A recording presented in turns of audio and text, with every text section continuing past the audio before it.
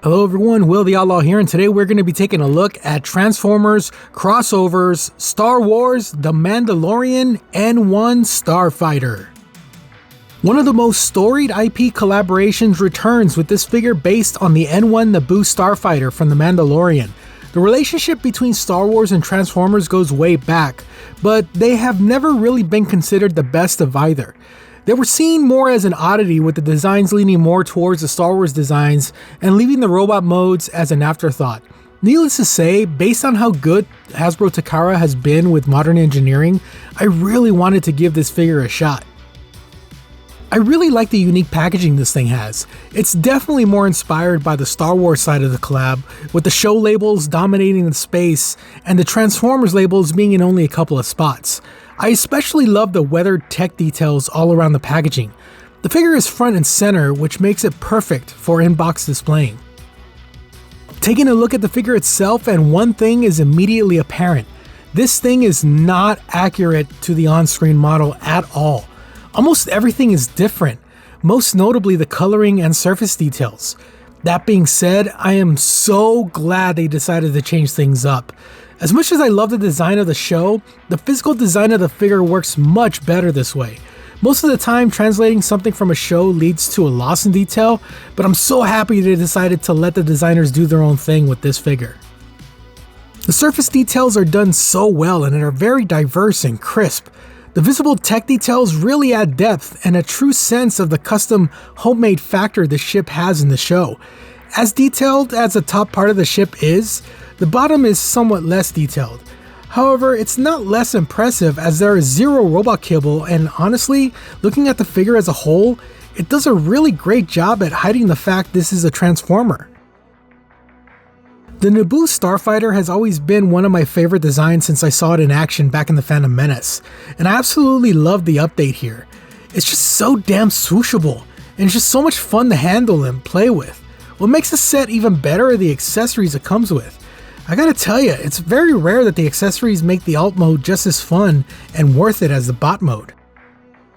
The blast effects are cast in a translucent blue plastic, and they range from blast for the front guns, engine effects to make it look like it's blasting off, and a couple of others that will be more use in robot mode.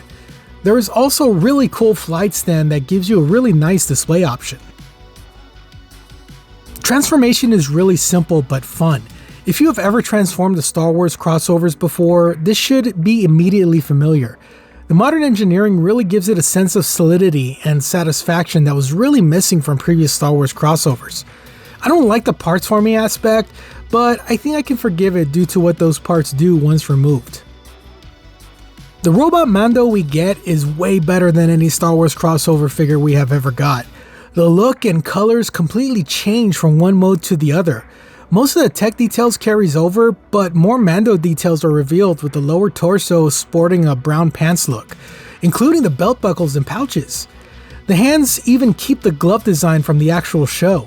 The chest piece isn't anywhere close to looking like Mando, but the cockpit chest piece fits more with what jetformers are known for.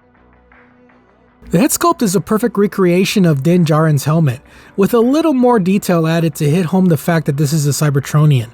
The details are there and really nicely done, but the coloring is really boring, with the only breakup being with some silver paint on the cheeks and eyepiece.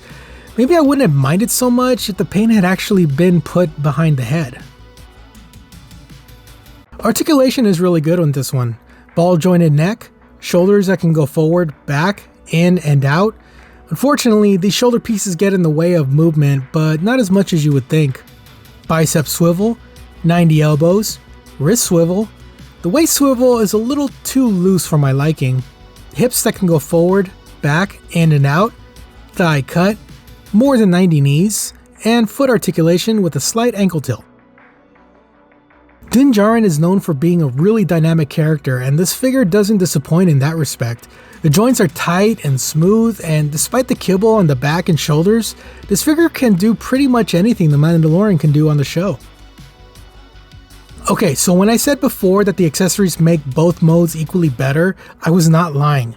First of all, Mando's famous pistol is represented here and can be wielded in his hand, or it can be hosted here on his leg. It's a very cool feature that I wish was done on more figures. The smaller effect can be used on this gun. The back piece from the ship can transform into a long rifle that can be wielded with either hand and can be used with this blast effect. The second part of the back piece can be used as the thing that carries Grogu and floats beside Mando. Unfortunately, Grogu doesn't come with this guy. I have the Black Series version, but it's too big to fit. There is an upside though. This blast effect can fit here and it looks so good with it. Speaking of blast effects, these pieces can be placed back on what was the front blasters to create a blasting jetpack. The stand can be taken apart and this piece can be used as Mando's cloak. The sculpted detail is done really well and does a great job at recreating the cloth look. Finally, the bottom of the stand doubles as a shield. This is probably the best part of the stand as it has Mando's crest detailed on it, and the clear plastic truly makes it look like a holographic shield. Very cool. There's so much you can do with this set and so many display options available whether you want to show this in bot or ship mode. I've been having so much fun just transforming and posing this guy that I have yet to put it down in this display.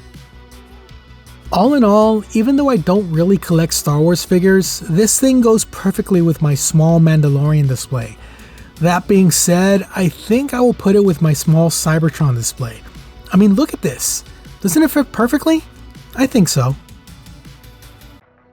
Bottom line, if they decide to bring back Star Wars Transformers full time, this is a perfect, very much welcome reintroduction to a line that was mediocre at best.